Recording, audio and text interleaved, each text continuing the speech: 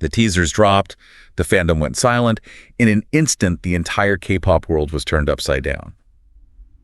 But this wasn't about a highly anticipated comeback or, a dating scandal breaking on social media. Oh, right. A global K-pop star, an artist at the absolute peak of the Hallyu wave, steps up to a microphone. And she, not standing on a stadium stage under flashing lights, she is in the South Korean National Assembly choking back tears. It was just a surreal image to witness. We saw this, collision of meticulously curated pop culture and then just the stark bureaucratic reality of a government audit. And it was broadcast on national television. Yeah, wild. Welcome to Star Stove K Report. Usually we cover the glitz, the chart milestones and all kill on the charts, record-breaking sales. But today's deep dive is entirely different. Totally different. We are looking at a huge stack of sources today. We've got official translated transcripts from the National Assembly hearing, investigative reports from the Korea Times, deep human rights analyses, and of course, raw K-netizen debate straight off Reddit. Oh, yeah. The Reddit threads are intense right now. They really are. And so our goal today, the mission for this deep dive, is to answer one core question. How did a seemingly petty hallway snub involving a member of the chart-topping group NewJeans crack open a massive corporate war, expose a dangerous loophole in South Korean labor law, and force a reckoning for invisible workers across the entire country? It is a massive story. And if you love staying updated on your favorites, make sure you're subscribed to Star Scoop K Report because we've got even bigger scoops ahead and we're unpacking a lot today. For sure. Hit that subscribe button so you never miss a KT update. Yeah. But okay, let's just dive right into it. Let's do it. The catalyst for this entire national spectacle centers around Hanni, right? Right. The 20-year-old Vietnamese-Australian member of NewJeans. Exactly. So based on the assembly transcripts, Hanni testified that she was waiting in the hallway of the HYBE building, which is their parent company. Right, the mega label. Yeah, the mega label. And she was just waiting there after getting her hair and makeup done. And a manager for another HYBE-affiliated group, lady, walked past with their artists. Hanni greeted them, totally normal. Just standard industry politeness. Exactly. But when they walked back past her a few minutes later, Hanni explicitly heard the manager instruct the other artists to, quote, ignore her. Wow. And according to her testimony, she didn't just, overhear it from down the hall. No. The manager made direct eye contact with her before issuing that instruction. Yeah. Now, for anyone following the K-pop industry, we know the environment is intensely competitive. Yeah. Being iced out by a manager is incredibly toxic. But, okay, let's unpack this for a second. Sure. On the surface, being ignored in a hallway sounds like, bad high school behavior. Right. Why did this escalate all the way to a South Korean government crisis? Is it really a National Assembly level issue? That is the big question. And to understand the gravity of that hallway interaction, you have to look at the broader context. This wasn't just an isolated lapse in judgment by one manager. Right. It was a symptom of an industry-shaking corporate proxy war. The ADOR feud. Yes. The massive feud between HYBE's chairman, Bang Si-hyuk, and the former CEO of ADOR, Min Hee-jin. Now, ADOR is the subsidiary label under the HYBE umbrella that manages NewJeans. Okay, yeah. And earlier in the year, there was this brutal fallout. HYBE executives accused Min Hee-jin of trying to orchestrate a hostile takeover, basically trying to run away with the group. Which was huge news. Huge. She completely denied it. She held those legendary explosive press conferences. But the resulting corporate bloodbath ended with her being ousted as CEO in August. And the members of NewJeans were caught directly in the crossfire. Exactly. Because they viewed Min Hee-jin not just as a CEO, but as a mentor, right? Like a protector. Very much so. So when Hanni testified, she wasn't just complaining about one rude manager. She was pointing to a systemic, top-down atmosphere. She stated unequivocally that she felt the parent company actively, quote, hated them. Which is such a heavy word to use against your own label. Yeah. And this brings us to the internal documents that were revealed during the audit. Because honestly, these documents completely validated her feelings of hostility. Oh, absolutely. I was reading the Korea Times source. And a lawmaker actually produced a document titled the weekly music industry report. Right. And this wasn't some rogue employee's diary or a low-level chat log. This was a formalized report circulated weekly to high-ranking executives across the entire conglomerate. And the contents of that report are just deeply disturbing. Beyond disturbing. It ruthlessly mocked the physical appearances of underage idols from competing groups. Yeah. It contained phrases analyzing teenagers, saying things like, they debuted the members at an awkward age, none of their features stand out, or criticizing their plastic surgery as, quote, overdone, and calling other members shockingly unattractive, even going after the visuals of the macna in some groups. It's just wild. Like, these are C-suite executives talking about teenagers' visual. It's like a toxic Reddit thread, but printed out in a corporate boardroom. Exactly. And when confronted with this at the assembly, the chief operating officer of HYBE attempted to mount a defense. What'd he say? Well, he claimed these reports were simply compilations of online opinions and fan sentiment, like rather than the company's official stance. I didn't want it. Yeah, he tried to frame it as standard market research. Market research. Yeah. But the culture minister, who was actually present at the audit, he immediately rejected that defense. Oh, yeah, shut it down. He pointed out that the expressions used were far too harsh and subjective for a professional internal document. I mean, if the highest-ranking executives are casually circulating memos that dehumanize and tear down the visuals of teenagers, that sets a cultural precedent. It establishes an environment where managers feel emboldened to tell their artists to ignore a peer in the hallway. Yeah, the toxicity trickles down from the C-suite directly into the hair and makeup rooms. Exactly. And the fallout from that cultural toxicity culminated on November 28th. Such a massive day. Yeah, NewJeans held an emergency press conference and unilaterally terminated their exclusive contract with ADOR. Which is almost unheard of. Right. They walk away, choosing to fight for their identity and their mental health, rather than remain in what they described as an actively hostile environment. And ADOR is already claiming the termination is invalid. Of course. They're threatening legal action, which is unsurprising given how ironclad K-pop contracts typically are. Yeah, it's going to be a messy legal battle. But if you think HYBE's internal documents were shocking, wait until you hear how the South Korean government legally defines a K-pop idol and why it leaves them completely unprotected. This is where the story shifts from a K-pop drama to a massive societal issue. Right, because the fact that they felt forced to walk away is directly tied to the complete lack of legal recourse they had inside the company. Exactly. Because after the hallway incident, Hanni actually followed protocol. She did. She reported the harassment to the new CEO of ADOR, Joo-young. And the response she got highlights a massive structural failure. It really does, because Kim claimed she couldn't find any evidence. Wait, how is there no evidence in a massive corporate building? Right. She said that 50 minutes of CCTV footage from that exact time frame had magically, quote, expired. 50 minutes. 50 minutes. All that was left was an 8-second clip of Hanni greeting the group initially. That is so incredibly convenient. Oh, it gets worse. The explanations for that missing footage shifted repeatedly. Yeah. Hanni testified that during her meetings with the security director, the story changed. Okay. First it was expired, then someone misspoke, then it was deleted. And keep in mind, Hanni is a foreigner navigating a highly complex corporate dispute in her second language. That has to be so stressful. Incredibly. But she recognized the precariousness of her situation, and she actually recorded those meetings to ensure she wouldn't miss crucial details. Good for her. Yeah, she brought that frustration directly to the assembly, explicitly calling out CEO Kim Joo-young for failing to fight for the group's protection. The sheer exhaustion of having to advocate for yourself like that is heavy enough. But the real institutional failure happened a few weeks later. Right. Because on November 20th, the Ministry of Employment and Labor officially dismissed Hanni's workplace harassment case. Just threw it out. They closed it completely.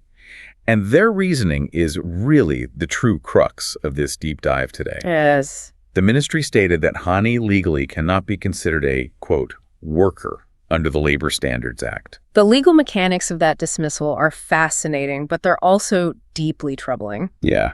Under South Korean labor law, to be protected against workplace harassment, you must meet the legal definition of an employee, and that requires a relationship of subordination to an employer. Subordination, okay. Right. But because Hanni's contract involves profit sharing rather than a fixed wage, and because she pays business taxes rather than income taxes, and technically has some degree of agency over her schedule. Even though we know idols really don't. Right, but legally, the ministry classifies her as an independent contractor. I want everyone listening to just think about their daily lives for a second. Think about the last time you ordered a package from Amazon or, grabbed food through Uber Eats. Yeah. The gig economy driver delivering to your door operates under the exact same legal classification. Hanni, a global pop star generating millions of dollars and representing South Korean culture on the world stage, is treated by the law with the same lack of protection as a gig worker. It's wild to think about. If an independent contractor is bullied, harassed, or overworked, the Labor Standards Act simply does not apply to them. And that legal framework isn't a new interpretation either. When the ministry dismissed Hanni's case, they relied on a 2019 Supreme Court ruling. Oh, really? Yeah, that ruling explicitly categorized entertainer contracts as civil mandate agreements. So in the eyes of the court, an agency and an idol are equal business partners. Wow. Yeah, entering into a civil mandate rather than an employer and a subordinate employee. Consequently, all standard labor protections, mandatory breaks, overtime pay, and safeguards against workplace harassment, they are entirely off the table for K-pop idols. The glitz and the glamour of the Hallyu wave completely mask the fact that these artists have fewer fundamental labor rights than an entry-level office worker. Exactly. However, that massive loophole being broadcast on national television finally forced the government's hand. It sparked Representative Jung Hae-kyung to propose a partial amendment to the Labor Standards Act, and the media has quickly dubbed it the Hanni Law. Yeah, the proposed Hanni Law specifically targets that independent contractor loophole. It aims to extend workplace harassment protections to artists and service providers, and crucially, it would establish penalties for employers who fail to take action when harassment occurs. Okay, so even if that harassment comes from third parties, like another agency's manager. Exactly. Okay, here is where it gets really interesting. Because this proposed law fundamentally shifts the conversation. We aren't just talking about protecting multimillionaire pop stars anymore. No, they're not. We are talking about the millions of people who don't have a massive global fandom to advocate for them. Right, the invisible workers. Yes. The human rights analysis from the HRRC brings this into stark relief. South Korea has a massive population of non-traditional workers who suffer under this exact same legal definition. We're looking at roughly 8.5 million unprotected laborers. 8.5 million. And the systemic consequences for those workers are often fatal. Yeah. The sources provide just devastating examples of how this loophole operates outside of the entertainment industry. One of the most heartbreaking cases detailed in the deep dive sources is Mr. Kim. He was a 36-year-old delivery driver for Coupang, which is essentially the Amazon of South Korea. In 2020, he collapsed and died of exhaustion after working a 21-hour shift. 21 hours. That is unbearable. Unbearable, and he was working those hours because, just like Hanni, gig economy delivery drivers are classified as independent contractors. And the logistics companies use intermediary agencies to hire these drivers. Yeah. So by doing that, the main corporation shields itself from direct liability. It's a loophole on top of a loophole. Exactly. Because the drivers aren't technically employees, the companies are not legally obligated to enforce standard work hours. They don't have to provide overtime pay or even guarantee basic safety protections. Wow. The government has applied public pressure on these companies to improve conditions, sure, but without a change to the Labor Standards Act, the underlying legal mechanism remains identical. Yeah. 4 years after Mr. Kim's death, Parliament is still holding hearings about gig worker overwork fatalities. The vulnerability of these workers deepens significantly when we look at foreign laborers, too, because Hanni is a foreign worker, right? Right. But she navigates South Korea with immense privilege and wealth. Contrast her situation with the horrific aerosol lithium battery factory fire that occurred in June 2024. Oh, that was tragedy. 23 workers died in that blaze, and the vast majority were Chinese and Laotian nationals. The aerosol tragedy exposes a profound failure in how foreign labor is managed. The HRRC source highlights that these workers are brought into the country under the Employment Permit System, or EPS. What does that mean, practically? So the EPS operates by strictly tying a foreign worker's visa to a specific employer. Okay, that structural tie creates a terrifying power dynamic. Oh, absolutely. Because if you are a foreign worker in a factory and you realize the safety protocols are non-existent, or your boss is withholding your pay, you cannot simply quit and find a new job. Nope. Under the EPS, you need your employer's explicit legal consent to transfer to a different company. And if you leave without that consent, your visa is immediately revoked. Oh my God. You become an undocumented immigrant overnight, subject to arrest and deportation. So you're basically trapped. Exactly. And employers are fully aware of this leverage. It forces these workers to endure what they call the 3D jobs. 3D. Dirty, dangerous, and demeaning. Jobs that local citizens often avoid. Statistical research actually shows that foreign workers in South Korea face almost 3 times the risk of fatal workplace accidents compared to the local workforce. The stratification here is glaring. You have Hanni, who gets a nationally broadcast parliamentary hearing because she was treated poorly in a hallway. Right. And then you have the families of the 23 aerosol factory victims who literally had to protest outside the National Assembly for weeks just to beg for the CEO of the factory to be summoned for questioning. It reveals a deeply uncomfortable truth about visibility and justice. As one lawmaker astutely pointed out during the hearing, if someone who lacks public influence brings up this legal loophole, the government simply dismisses them, citing the Labor Standards Act. Right, they just point to the rule book. Exactly. Hanni's immense popularity became the battering ram that forced the government to acknowledge a submerged iceberg of labor exploitation. So a new law is proposed to help everyone. Yeah. It sounds like a total victory, right? Yeah. But if you look at the raw K-netizen debates on Reddit, the internet reaction is fiercely critical. Fans are furious. Yeah, they are. We'll explain why this hero moment is actually steeped in dark political theater right after this. But yeah, the backlash is real. It is nuanced and it is entirely warranted. A significant portion of hardcore K-pop fans argue that naming a sweeping labor reform the Hanni Law is just a slap in the face to idols who have endured unimaginable documented horrors only to be ignored by the very same government. The K-nets point specifically to groups like Omega X or the girls from Mating. Yes. In the case of Omega X, we aren't talking about a manager telling artists to ignore someone. There's documented video evidence of their former CEO physically assaulting the members in public. Yeah, that video was shocking. They endured verbal abuse, alleged severe sexual harassment, and were reportedly forced to perform on stage while actively infected with COVID-19. And for years, those smaller groups fought grueling battles in the courts just to terminate their contracts. And they did that entirely without the aid of a National Assembly hearing. Exactly. The legal system offered them very little systemic protection because they lacked the cultural capital of a group like NewJeans. Right. So for the fandoms of those smaller groups, naming the law after a complaint about a hallway snub feels like a corporate PR stunt, like it overwrites genuine physical trauma. And that critique of political opportunism was entirely validated by the behavior of the politicians and executives inside the hearing room. Oh man, don't even get me started on the hearing room. Right. The assembly was intended to be a solemn investigation into labor abuses, but it quickly devolved into a circus. It really did. The most egregious example of this involved Joo-young, the CEO of Hanwha Ocean. His presence at the hearing is the absolute definition of dystopian corporate PR. It really is. Hanwha Ocean is a major shipbuilding conglomerate, and Joo-young was summoned to this exact same labor hearing because his company is currently under intense investigation for the deaths of 5 workers due to notoriously dangerous working conditions. He is sitting in a room facing questions about 5 dead employees, and what does he do? He takes a selfie. He uses the opportunity to walk over and take a smiling selfie with Hanni. It just blows my mind. He treated a government audit regarding fatal labor violations as a celebrity meet and greet to soften his own public image. Yeah. It completely trivialized the gravity of the proceedings. And the manipulative tactics extended beyond opportunistic selfies. When you examine who is actually present to answer for HYBE's corporate culture, you see a textbook execution of the glass cliff strategy. Glass cliff. Yeah, it's a corporate phenomenon where women are deliberately placed into high-risk leadership roles during a crisis, essentially setting them up to take the fall when the public demands accountability. Oh, wow. So noticeably absent from the hearing was Beng Staka, the chairman of HYBE and the billionaire architect of the company's culture.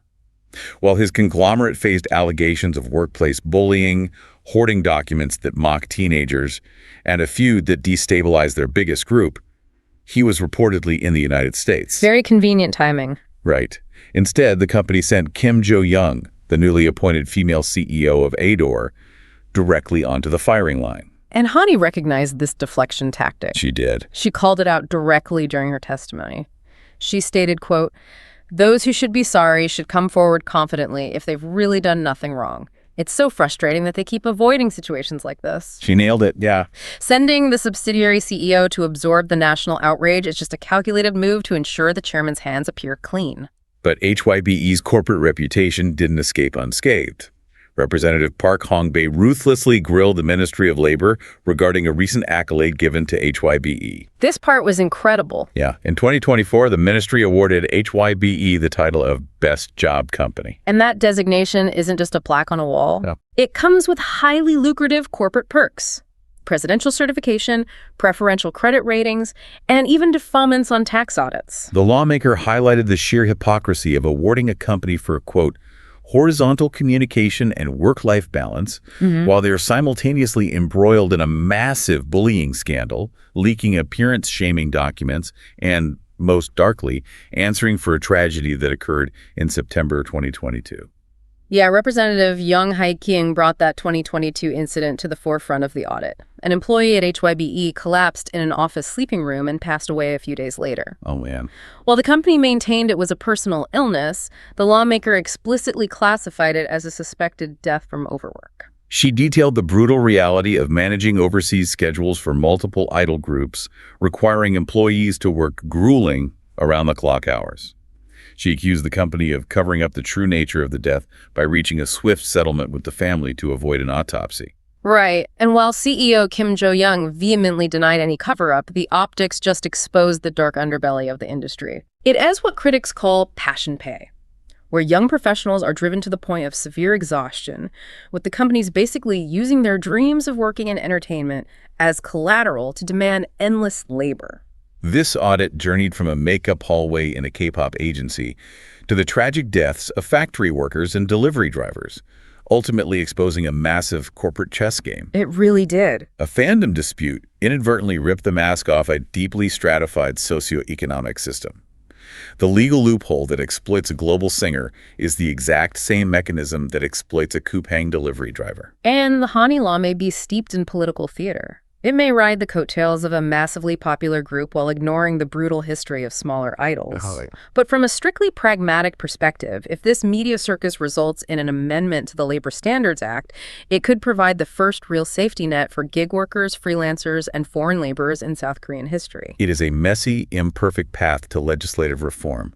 But change rarely occurs without a catalyst that forces the public to pay attention. Very true. Before we wrap up, there is one final provocative element to this story that challenges how we think about the future of labor rights. Okay, what is it? We've detailed how traditional labor unions and government agencies have completely failed to protect non-traditional workers in the modern economy. Right. The systemic safeguards are broken. But the entire reason this hearing took place wasn't because a union mobilized. It was driven, in massive part, by Team Bunnies. Oh, NewJeans fandom. Yes, the fandom. Their involvement goes far beyond trending hashtags on social media. They operated with the precision of a legal entity. Exactly. This fandom was organized enough to compile a 70-page legal dossier detailing corporate misconduct. 70 pages. They built timelines, they translated internal documents, gathered witness statements, formatted it all into a professional legal submission, and delivered it directly to the government. Wow. They forced the National Assembly to look at the paperwork. It represents a fascinating evolution of digital mobilization. When traditional avenues for workplace protection fail, collective fandom action stepped in to fill the void. It makes you wonder, if governments are too slow to close legal loopholes, and traditional unions can't capture the realities of gig and contract work, are we looking at a future where hyper-organized, fiercely loyal K-pop fandoms become the most effective labor rights enforcers of the 21st century? That is a wild thought. It completely redefines the concept of consumer advocacy and raises vital questions about where corporate accountability will originate in the coming decades. You've been listening to Starscope K-Report, where Eric and Minji bring you the stories shaping K-pop, K-dramas, and the global Hallyu wave. Thanks for tuning in, and don't forget to subscribe for more stories that keep the stars shining.